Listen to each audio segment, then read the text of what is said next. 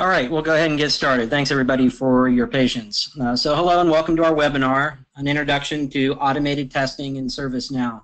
My name is Scott Jaycox and I will be your moderator for today's session. On today's webinar, we'll cover 5 topics. First, we'll give you a quick overview of Covestic. Next, we'll give you an overview of the ServiceNow Automated Test Framework, or ATF, as we'll call it through much of the presentation. We'll discuss the technical requirements, common use cases, best practices, and then finally we'll wrap up with a live demo. Just introducing myself, again, my name is Scott Jaycox. I lead our service management practice at Covestic, and that includes our ServiceNow partnership and practice. Joining me today is John Gubitayo. He'll provide an overview and demo of ATF today. John has been working with ServiceNow since 2008 and has completed over 35 projects, spanning everything from your typical core IT service management and customer service management implementations to complex custom integrations. As we progress through today's session, if you have any questions, please feel free to type your question into the question field located on your control panel. We'll do our best to answer questions at the end of the session, but if for some reason we're unable to get to all of the questions, we'll follow up via email. Also, a recording of today's webinar will be emailed out to you for playback or sharing with other members of your organization who were unable to attend today's session. So with that, let's go ahead and get started.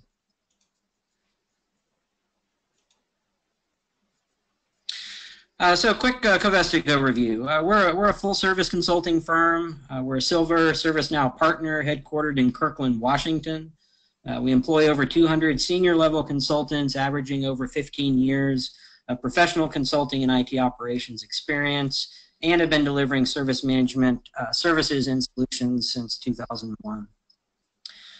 Our expertise is organized into 3 different practice areas. Our IT Ops services practice focuses on developing, standardizing, and operating IT operations functions, including cloud and enterprise infrastructure, security operations, applications administration, and operations build and run. Project Delivery Services focuses on providing project leadership to deliver complex IT projects. Covestic's experience in project management ensures compliance, quality, and timing of projects and deliverables align with our clients' lifecycle practices.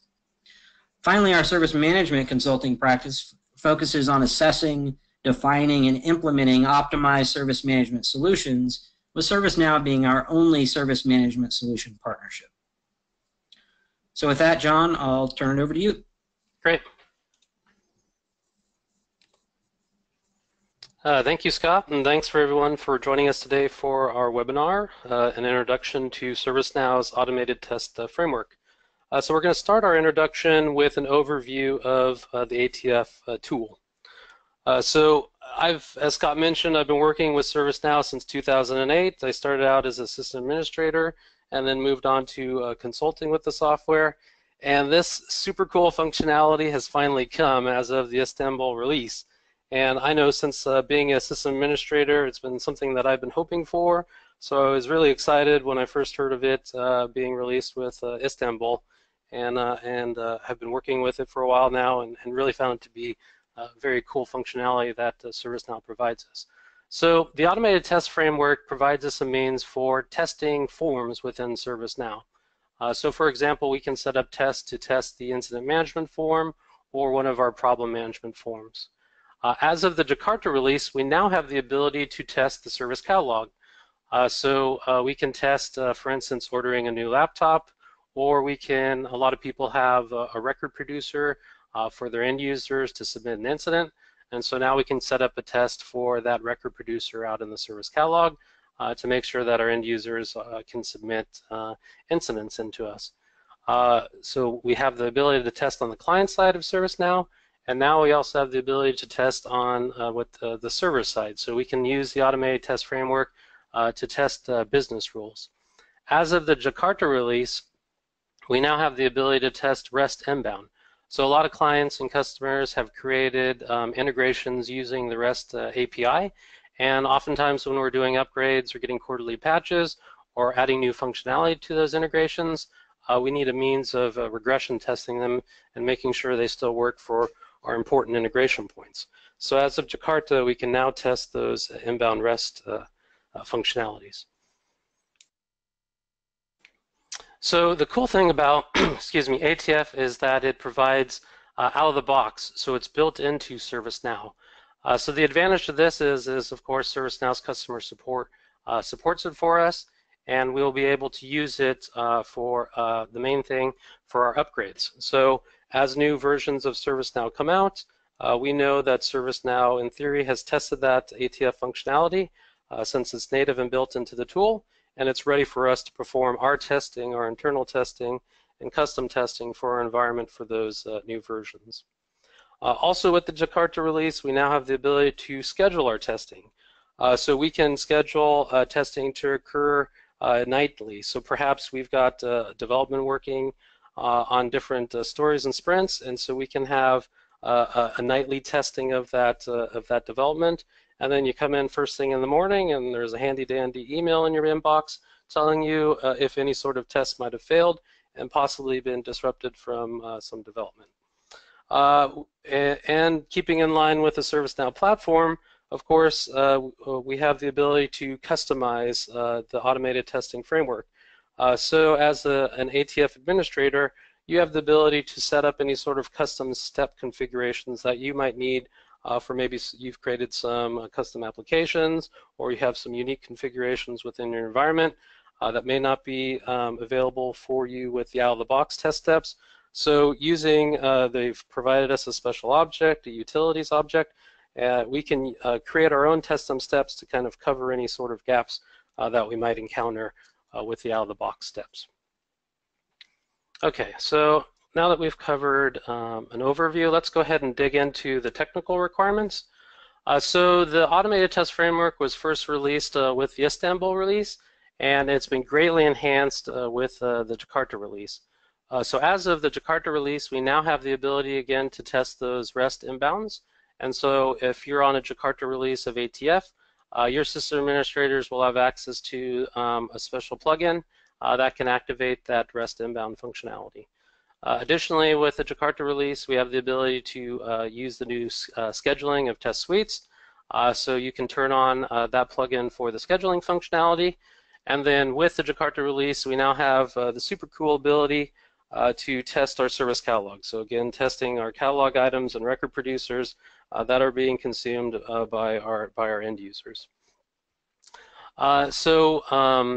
To utilize, if you're going to be doing any sort of testing with the client, so if you're going to be testing out your forms, you'll need to use a supported web browser for that. So fortunately, most of the current versions of Chrome, Firefox, Edge, IE, and Safari are supported by the automating test framework, and the ServiceNow provides us what they call client testers, and these client testers will be running inside those particular web versions, and they'll be checking into the ServiceNow instance to see if they have any sort of test assigned to them. Most of the web browsers that you're using currently to interact with ServiceNow, we can use those with those client testers.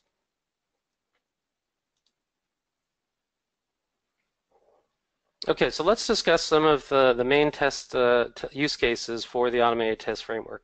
So the number one use case for the automated test framework is for testing out major releases of ServiceNow, such as Istanbul and the newer Jakarta. So ServiceNow is getting a lot of feedback that one of the major impediments from customers upgrading, of course, is all the regression testing that they would have to do for the major release. So because of all that testing and that burden on the system administrators and the developers of the ServiceNow instance, of course, a lot of people were delaying the upgrades and waiting, until some of them waiting until they're actually forced to upgrade, until the mandatory upgrade. So with this automating test framework, that hopefully reduces that burden of the testing for the major releases, and it'll get you up to the most recent version and also get the functionality that your business may need in the newer releases. So a lot of times, the business partners at your company may need new functionality in the tool, and sometimes one of the roadblocks has been, well, your internal system administrators and developers, they don't currently have the bandwidth, to kind of get you there as soon as you need. So This automated test framework will hopefully reduce that drawback and have you getting up to the newer releases to support your business needs. Of course, it's also going to help out with those mandatory quarterly patches. So from my experience, it seems like, man, I had just finished doing the manual point-and-click testing of a quarterly patch, and lo and behold, I get an email telling me that another quarterly patch is going to be applied to my environments. So again, once we've set up these automated tests, that'll help us with our quarterly patches as well. The automated test work can also help us with our mission-critical applications. So a lot of us using ServiceNow for incident management, and of course this is a mission-critical application for our ServiceNow environment. And so the automated testing we can set up, and we'll have some of this examples of this in our demonstration. You can set up tests and test suites for your incident management.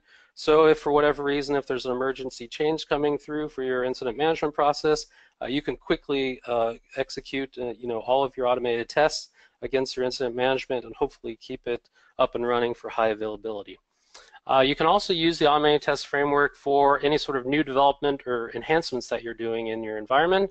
So if you're a system administrator or developer for your company's ServiceNow, you're adding in some new features, you can perform the regression testing. So I know as a system administrator and a developer, a lot of the work, the back-end work that I have to do is, okay, I add in the new development or enhancement that the business has requested, but now I need to make sure that I haven't disrupted any of the existing configurations within ServiceNow. So the ATF will help me perform that regression testing. Similarly, if we have a defect that's been reported to us and we need to get that defects fixed, I know one of the drawbacks sometimes is I'll fix one thing, I'll be focused on fixing this urgent defect, and then inadvertently I'll add in some new defects to go along with it. So with the ATF, I can work on my defect and then run the tests I have for that particular application and make sure I'm not introducing anything new. For those of you who might be using SDLC or Agile development for your ServiceNow environment, you can, so a lot of times I'm on client projects and I have to create testing plans and testing strategies for the stories that I'm working on. Well, now with the automated test framework, I can I can create up a ATF for that particular story, and then fellow developers can, run that ATF and check it and make sure that my code's solid. So if you're in a team development environment, you can set up take some of that burden away from your fellow developers and create your own ATF tests for your Agile stories. Okay, so now that we've discussed some of the use cases for ATF, let's talk about some of the advantages and disadvantages. So from my perspective, one of the advantages is, again, this is built into ServiceNow. So we have ServiceNow's customer support for it, and we have a fairly high level of confidence that when the next release comes out, that it's going to work in that ServiceNow release. And so just what we've seen so far from Istanbul to Jakarta, we got a lot of great additions with the Jakarta release. And so I'm sure on the roadmap for future releases of ServiceNow, they're going to continue to expand out the functionality of the ATF. The other advantage to using ATF is because it's native to the tool and it's built in, it has those unique testing functionalities for ServiceNow.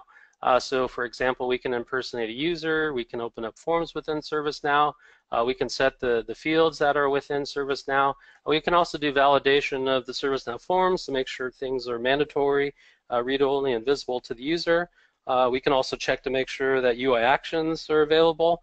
And then now with Jakarta, we can do the testing unique for the service catalog. So submitting those catalog items and record producers. And also with Jakarta, now we have the inbound REST. So you get out of the box the unique test steps for testing your ServiceNow environment. Kind of saves you the hassle of having to build those up maybe in a third-party tool.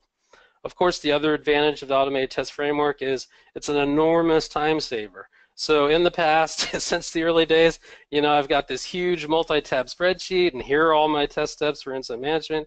Here are all my test steps for problem and change management, and I have to go line by line, reading through this Excel document, following the particular test steps, typing in manually my test results, attaching screenshots of what I see. So this is, as most of you know, this is an enormous amount of time, and again, that impediment that a lot of clients have faced with adding new functionality to their ServiceNow environment as well as taking the major upgrades. Because it's automated, we kind of take out that human error of our testing. So As you know, for at least for me, it's kind of tedious doing all this manual testing, and so it's pretty easy for me to accidentally miss a step and not do that test in a consistent manner. So the nice thing, of course, with our automated test framework is those test steps are going to set those same fields consistently. It's going to do it in the proper order, and so you can run these. Another use case is you can run these tests again for performance.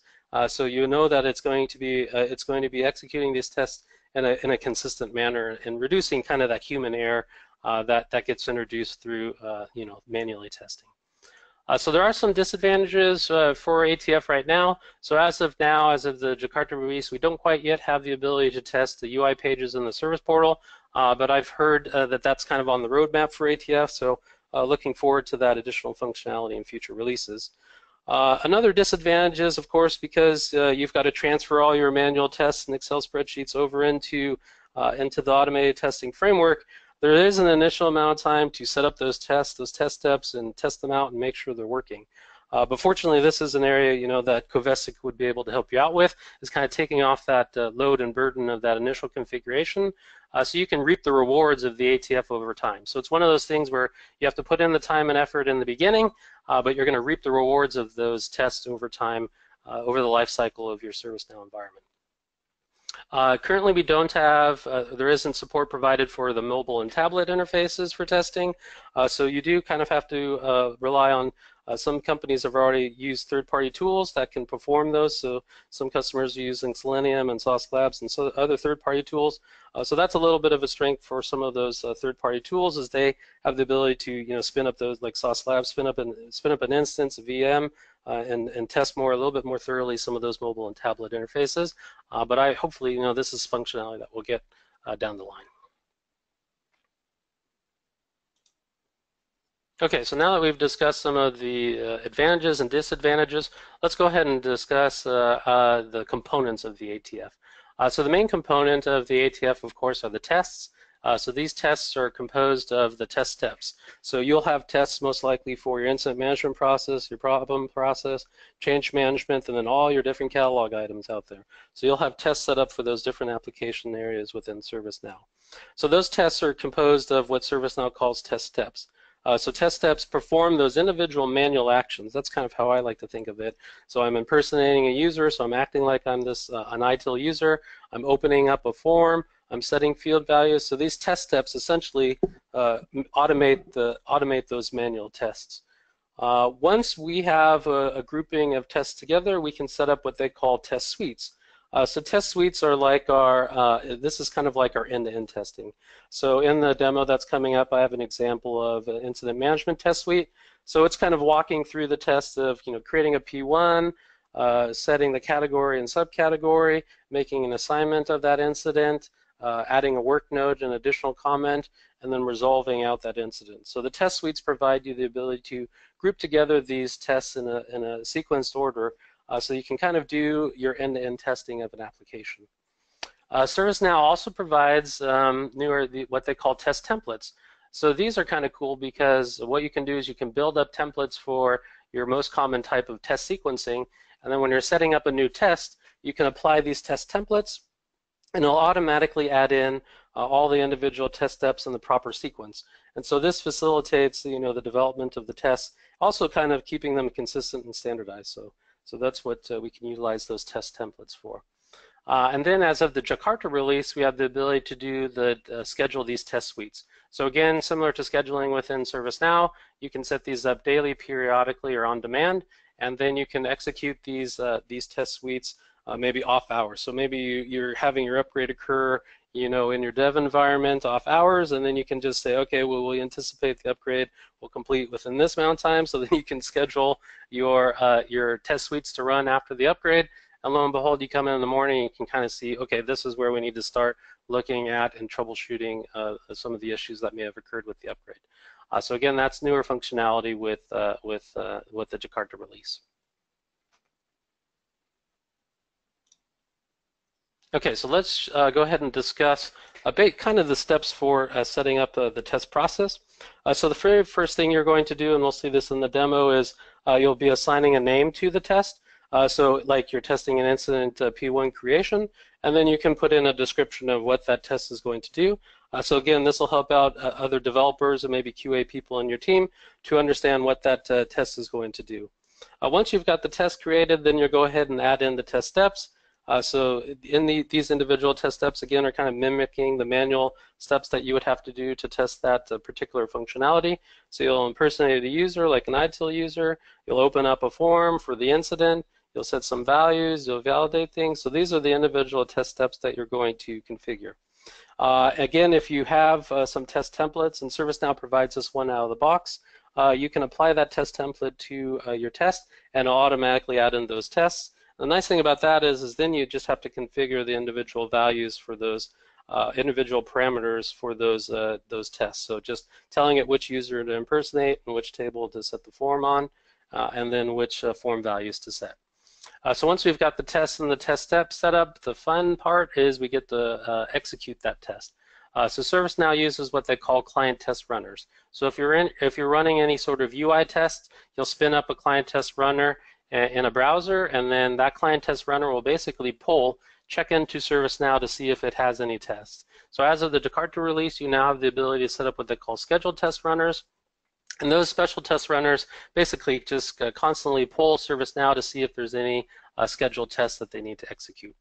Once we've executed the test, then we can observe the progress, and we'll see this coming up in the demo. You can see the test. It's pretty cool. You can see the test getting executed interactively. And then finally, they'll give us the test results for that particular test. And again, we'll take a look at that coming up here shortly. Okay, so let's discuss some of the best practices for the automated test framework.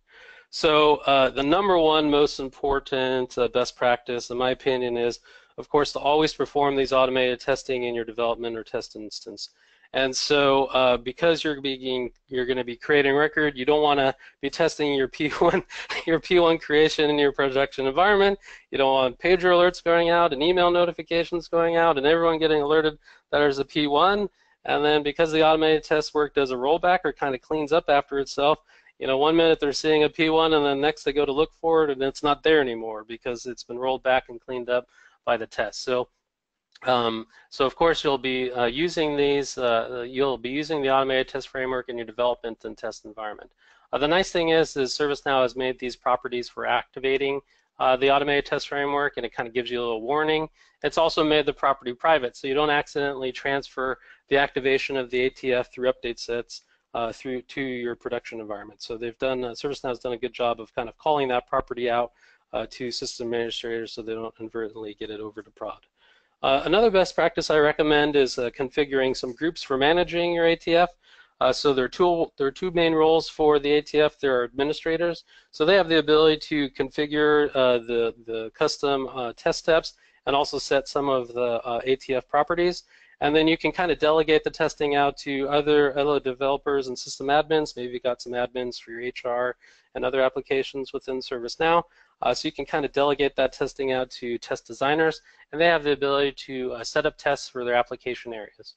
I've also found it's kind of useful to have a group for the ATF test runners, so you can kind of manage your scheduled test runners and any sort of manual test runners that might be logging in.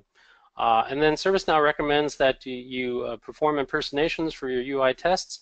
So I found it's useful to create test users for the different application areas. So you can set up a test user, an ATF test user for incident management, change management, and your end users, and then you apply the appropriate roles to those users so that they can perform those test actions.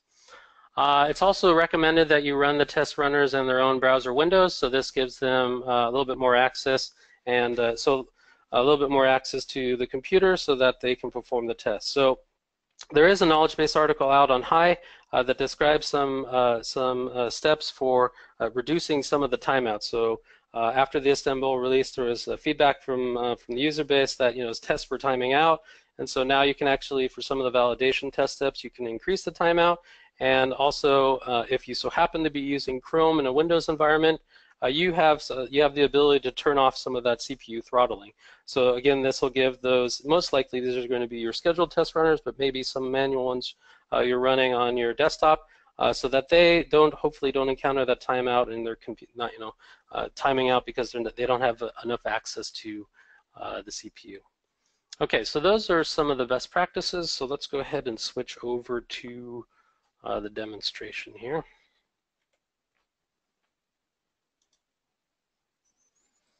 Okay, so for today's demonstration, we're going to be in a Jakarta release, and I'm using the newer UI 16. So what you're seeing here is the Jakarta release of ServiceNow with the newer UI 16 interface.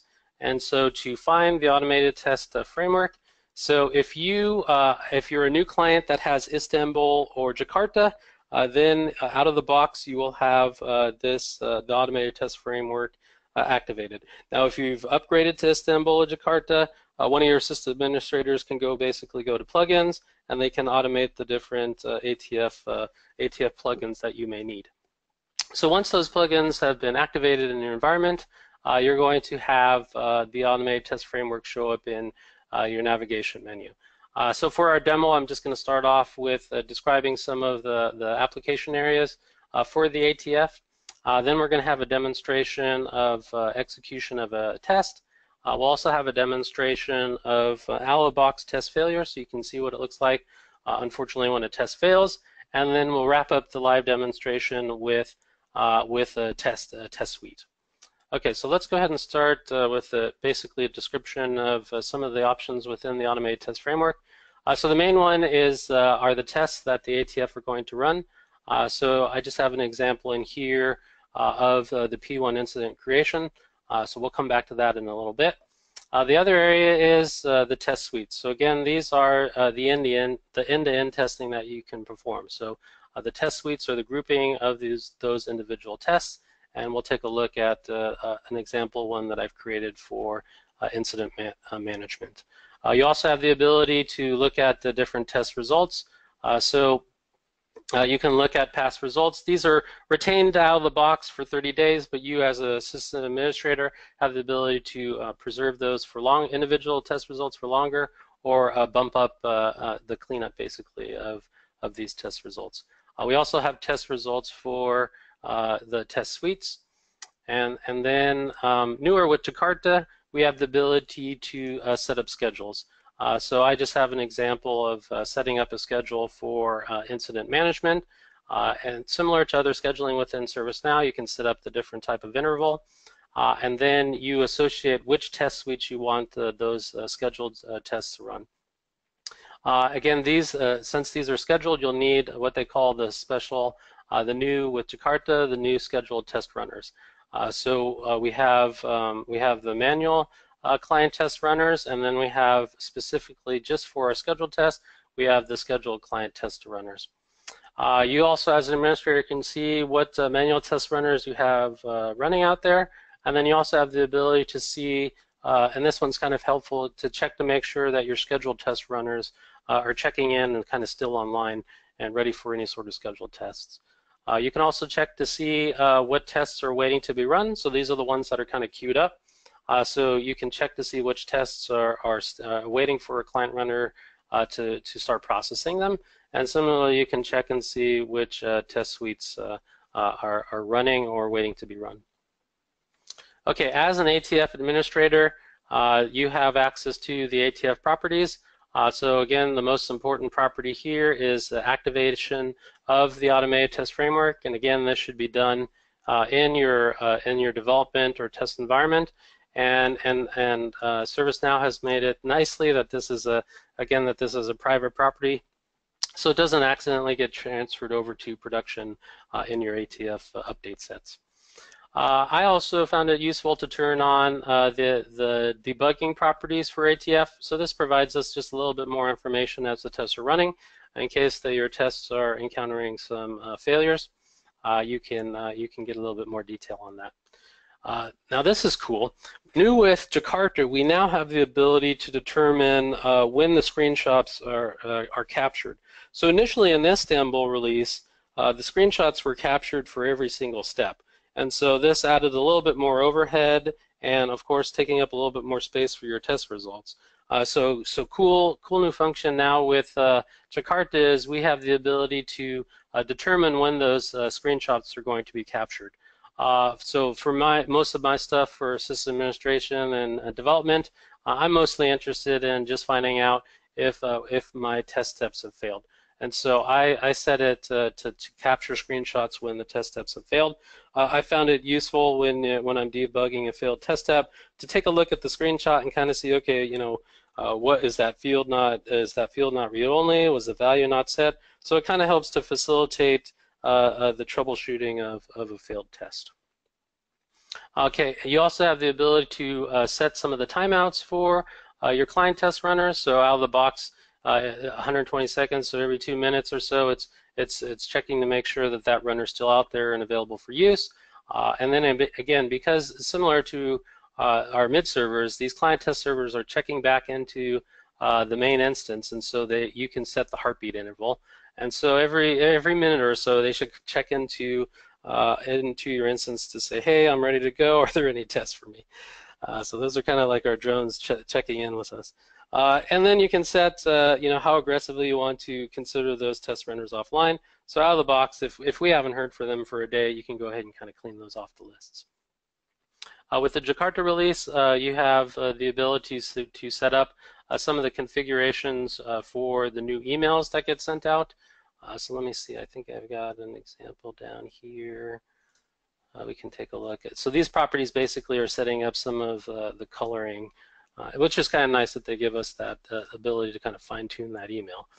So this is an example of one of the emails that you'll get from a scheduled test suite. So it gives you the name of the test suite, and it's kind of nice to give us links to it, so we can quickly get into that particular test suite. And then it gives us a breakdown of how that scheduled test suite went.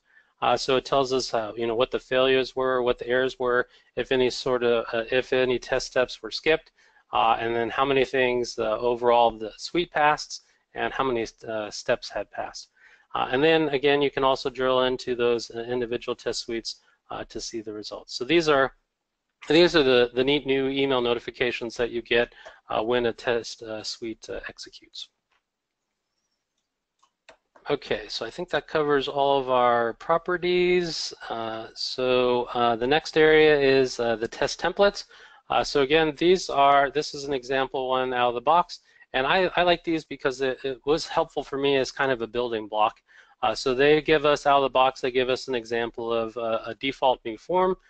So what they've already done is they've given us, the impersonation, opening up a new form, setting some values, validating those values, checking to make sure fields are read-only, mandatory, checking to make sure that our submit and resolve buttons are on the form, and then actually clicking the submit button and submitting those forms.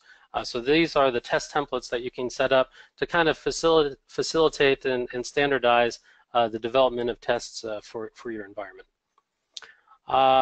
And then this is where you can change if you need to hang on to your test results a little bit longer, maybe more than the out-of-the-box 30 days, then your ATF administrator can kind of bump out those times. And then for the advanced users, you can actually, this is where you would go to set up your individual test step configurations. So I found it was useful to kind of examine the out-of-the-box test steps, and again, there's some methods and functions within these test steps that you can kind of repurpose if you need to build a custom one for yours. And then they group these based on the different category areas of testing. And so you can kind of look at the examples of these ones if you need to, as an administrator, if you need to build some of your custom ones.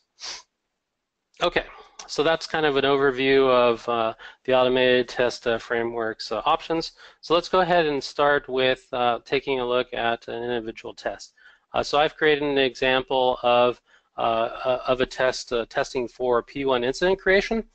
Okay, so I've given it a name, I've given it a description, and then this is where we put in the individual test steps for this particular step. So the very first thing that ServiceNow recommends is that we impersonate a user. So in this case, I'm impersonating a user that has the ITIL role. The next thing I'm going to do is I'm opening up a new form for the incident on the incident table. So I open up that form, And then once we've got that form loaded up, let me show you here. It's going to load up our individual test steps here. So the nice thing about building these test steps is the UI interface is similar to what we, as system administrators and developers, we've seen for setting conditionals for our business rules, and templates within ServiceNow. And so once you've selected the table, you'll get access to the fields that are on that table, and then you can set the particular values. So in this case, I'm doing an example of email is not working. So of course this would be a P1 incident, and so we set a short description for the incident. We set the caller, and again this is a lookup to our user table, so we can select the caller that we want to associate to that incident. Since we're creating a P1 incident, we're going to go ahead and set that impact and urgency to high. We'll set the assignment group over to the service desk. Since its email is not working, we'll go ahead and set the business service over to email. And we'll set an initial category for software, and then this P1 came in through a phone, so we set the contact type. So this allows us to basically set up the individual values that we want the automated test to perform for this incident form. So let me go back to our test.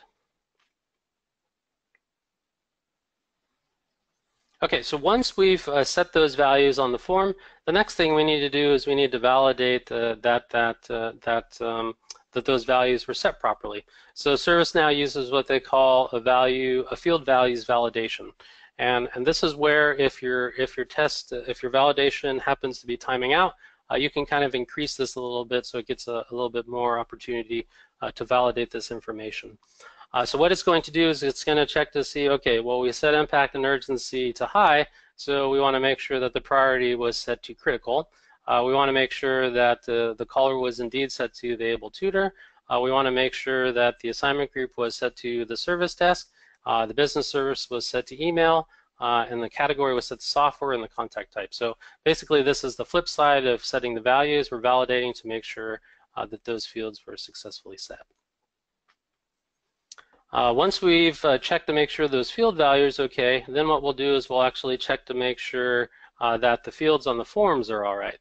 So here we're checking to make sure that these fields are visible on the form. So these are the fields that should be visible on the form: or category, short description, contact type, impact, and urgency. If we had any read-only fields, we could check to make sure that those are set to read-only properly. And then importantly, we need to check to make sure that our mandatory fields are set. So one of the nice things when you're setting up a test step is if there are any mandatory fields, ServiceNow will automatically put those mandatory fields into the set values for you, so you don't accidentally miss those guys. But this will double check to make sure that those fields are mandatory on the form. All right, so again, because this is out of the box and native to ServiceNow, we have a special test step for checking the UI action visibility. So this is where we can check to see that the submit button and the resolve button are on the incident form. And then our final step, of course, is to submit that form over to ServiceNow. Okay. So that kind of describes what this test is going to do. So let's go ahead and execute this test. Okay, so they've been nice. ServiceNow has been nice and kind of colors this button so it kind of sticks out. So you can go ahead and click the run test to run this particular test. Then what it's going to do is it's going to check to see if there's any client test runners running. So for today's demonstration, I'm just going to kick these test runners off as we need them. So you go ahead and click the Run Test button. So what that does is it kicks off the client test runner. So now the client test runner is connected, and it's checking in for the tests. And so now what it's doing is it's executing those test steps for the incident creation. So it's setting those field values that we saw, and then it's performing the validation. Now it's also checking to make sure that those UI action buttons were visible. And lickety split, I don't even have a time to describe it all, and it's actually completed that testing for us. So we'll go ahead and close this client test runner. And then once that test is run, you'll get basically a summary of the processing of that test. So there was a server-side test step that ran, so that was the impersonation, and then the rest of our tests were considered UI test steps. So for any test that has a UI test step, that's when the client runner will be needed to perform those particular UI tests. So now we can drill into the results for that particular test. Excuse me. So it gives us the test results for that particular test. The good news is overall it was successful. So it gives us the status for that. And then it gives us when it started and ended. And this is the cool thing with ATF. This particular test of the P1 incident creation took the system in an automated fashion 18 seconds. So I can guarantee you when I was working through an Excel spreadsheet and doing the manual point and click and capturing the information and validating this, there's no way in heck it would take me 18 seconds to perform this.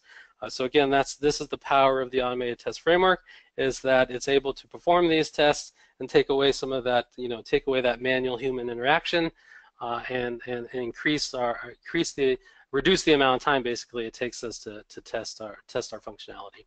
So for the test results, we have the individual test steps. I found it useful to sequence those test step results in the order that they were executed. So basically, this is telling us that the system successfully impersonated the ITIL user. It was able to successfully open up the incident form. It was able to successfully set these values, and then it performed the field validation and was able to match those things. And then it checked to make sure that they were read-only, mandatory, and visible. So those assertions were successful. And then again, because it's native to ServiceNow, it's able to check those UI actions. And so it was able to confirm that the submit and resolve buttons were there. And then finally, it was able to confirm that it was able to save that particular incident. So if you needed some additional details, ServiceNow provides us the test log. So the test log is basically giving us, the Java log or the console log. So if you need to dig in a little bit more to what some of the logging might have been while the tests were executing, you can look at the test logs. And then if you really need to, you can also look at the individual transactions. And so the ATF is making a call back to the instance to perform these automated tests, and so you can kind of see the different APIs and transactions that are occurring for those particular test steps.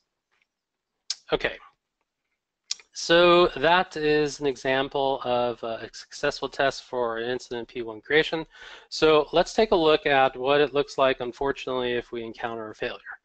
So out of the box, ServiceNow provides us some examples of tests, and these are super helpful for learning the automated test framework. And so your system administrator has the ability to load what they call load demo data for the automated test framework, and you can load in that demo data, and it'll give you the example out of the box tests, so that you can kind of learn from those. So those are helpful. So this is an example that ServiceNow provides out of the box of what a failure would look like.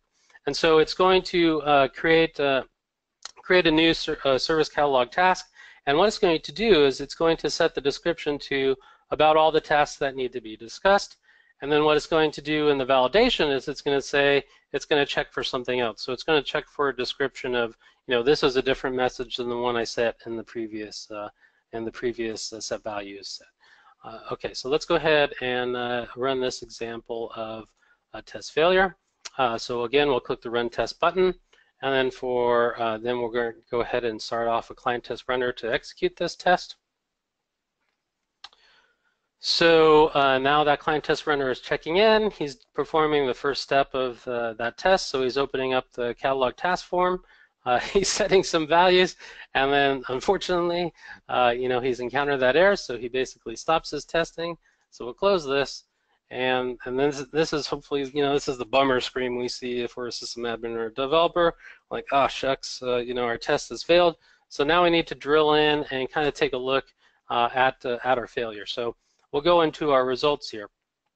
So because I set that system properly, it says, hey, take a screenshot whenever a test fails.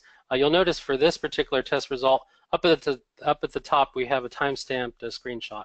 And so you can click into to view that particular screenshot, and then here, if we zoom in a little bit, let me pull this over. we can see where the description was set to, all about the tasks that need to be discussed, but when we were doing the validation, we were checking for a different value. So the screenshots I found are super helpful for debugging when a test fails. And ServiceNow is helpful. What they do is they roll up the failure information for that particular test step that has failed. So you can look in the output here, and you can see that that the description here says, it was looking for this is a different message than the one that was just set. So that kind of rolls. They kind of roll up the failure information, and then you can drill in even further to that individual test step and see kind of the detailed outputs of what the failure was associated to that particular step. So again, all this kind of facilitates the troubleshooting and resolution of a failed test. Okay, so we've looked at an individual test, we've looked at a failed test. So for the last part of our demonstration, we're going to look at the end-to-end point testing of a test suite. So I've set up an example of testing a test suite for incident management. And so what this is going to do, and I found again ordering this in the execution order helps to kind of keep track of the test suite. So what it's going to do is it's going to perform that test that we did in there earlier of making sure that our P1 incident can be created. Then it's going to check to make sure that the categorization of an incident works properly. Then it's going to check to make sure that we can assign that incident. And then we're going to make sure that an ITIL user can add a work note for that incident. And then we'll also test to make sure that an ITIL user can add an additional comment. So this is the communication that'll go back out to caller. That's important. We've got to make sure that that works. And then finally, for the end-to-end testing of the incident management, we need to make sure we can resolve that incident.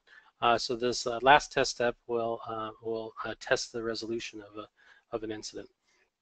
So let's go ahead and run this test suite. So again, we'll go ahead and kick off a test runner for this test suite. Okay, so now it's working with the first test in the suite, so it's checking to make sure that our P1 incident creation can occur.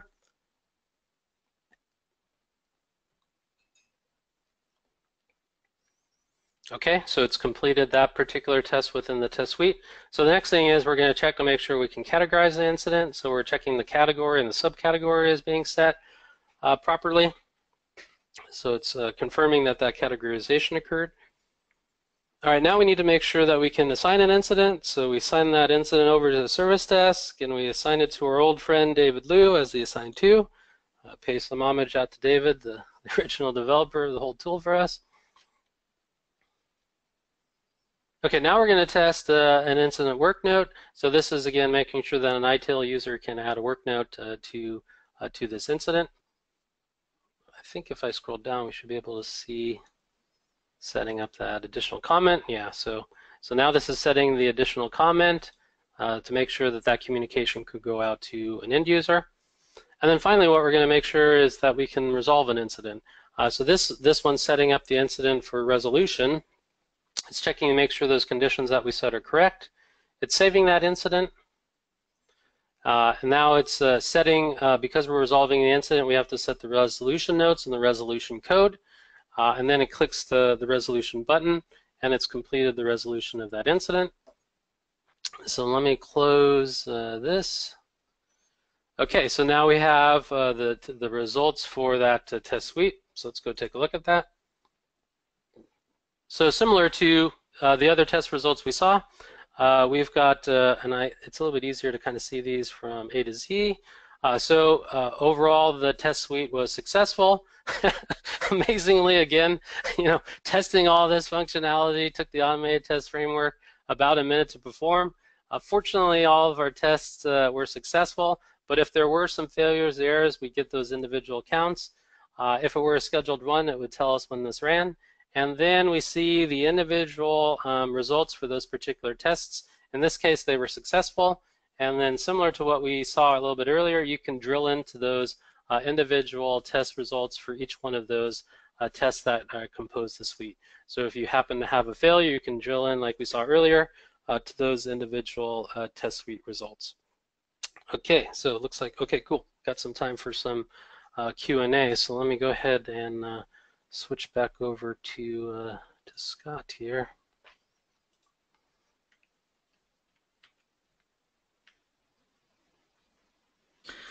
All right, thank you, John. If you have questions, please submit them using the question field on your control panel. We'll do our best to answer as many questions as possible, but should we run out of time, we'll follow up with answers via email.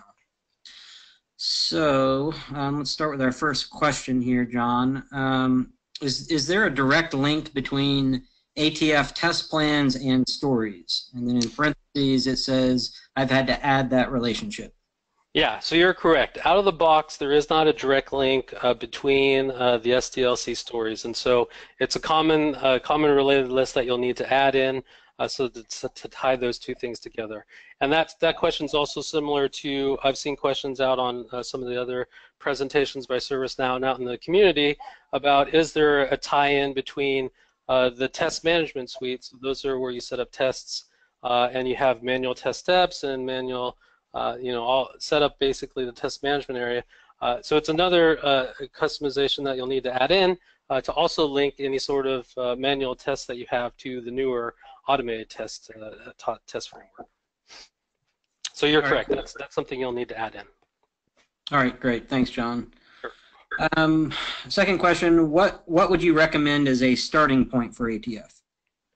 So I recommend, much like we saw in today's demonstration, starting off with your incident management process. So normally this is a critical process for a lot of organizations. And so what you can do, again, is your system administrator can activate those demonstration tests and test steps.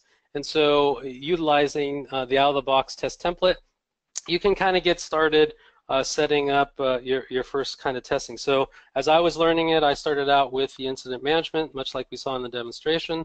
So I used the out-of-the-box test template to get started and made some configurations to the incident management form and testing, and kind of got my feet wet, if you will, with incident management. So that's kind of where I recommend, looking at the out-of-the-box test steps and test examples, utilizing the out-of-the-box test template, and kind of get your feet wet with incident management.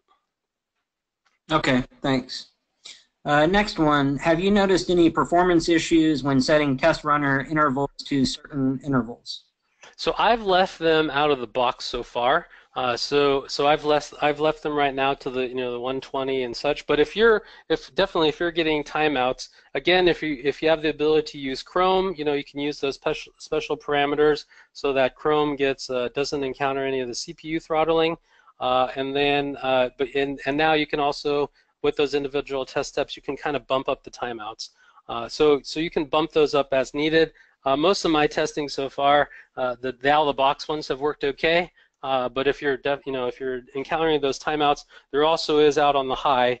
There's a special knowledge base article that it kind of addresses, and they're the ones. HI was the one who kind of gave me that information about Chrome of the CPU throttling. There's also a best practice article out in the community, and they also provide some additional things that you can do to kind of avoid some of the timeout issues.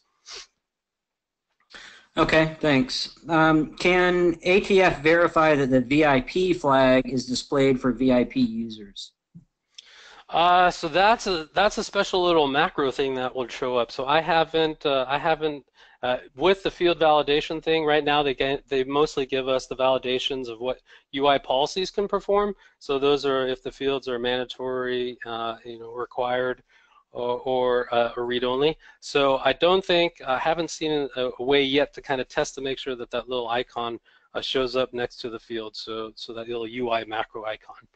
So I don't think we have that yet. Maybe, I bet you when they give us the functionality for UI scripts and UI pages, that hopefully we'll be able to test those more UI interface type things in future releases.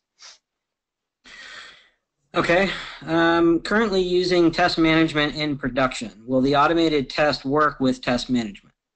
Yeah. So that's usually one of the main migration paths, and so we've already, we're using the test management, and so we just add in a couple new related lists so that we can link the existing tests and test cases that we have in the test management thing over to an automated test. So the nice thing about those things is they're already kind of structured out for us in the test management suite, so it kind of facilitates us building out the automated test. So I was working off of Excel spreadsheets and Word documents that we had for our testing processes, and I was just working through those documents and transferring them into the automated test framework. So if you've already got those tests set up in the ServiceNow test management area, it should facilitate pretty easily, your template, if you will, of what you need to set up for an ATF. And then, as I mentioned earlier, you can add a tie-in for those test management test cases so that they link over to their corresponding ATF, so that when you kick off, a new test in the test management suite, it'll already basically have a link over to the ATF that your QA or your system administrator will need to run. So those things can be tied in fairly nicely together within ServiceNow. All right, and John, we've only got about a little over a minute left, so let me just grab one last question.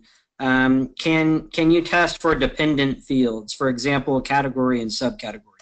Yeah, so you have to do it with two. So for instance, the example of the incident categorization, the first test has to set the main category. So I was setting it to database, and then you'll have another test step after that one that sets the subcategory. And it was kind of nice as I was setting that up, it kind of gave me a warning. When I selected that field, it recognized in the dictionary, hey, this field is dependent on another one, therefore you need to use a different step to set this. And so it kind of guided me and let me know that for that particular dependency field, I needed to use a separate independent test for it. Okay, thanks, John. Sure. John, if you'll go to the last slide. So we're out of time. We did have additional questions come in. So like I said at the top of the webinar, we will send out those questions and answers via email. If you would like any additional information, please feel free to send us an email at servicenow@covestic.com. That concludes today's session. Thank you for attending, and remember to keep an eye out for upcoming webinars from Covestic. Thank you.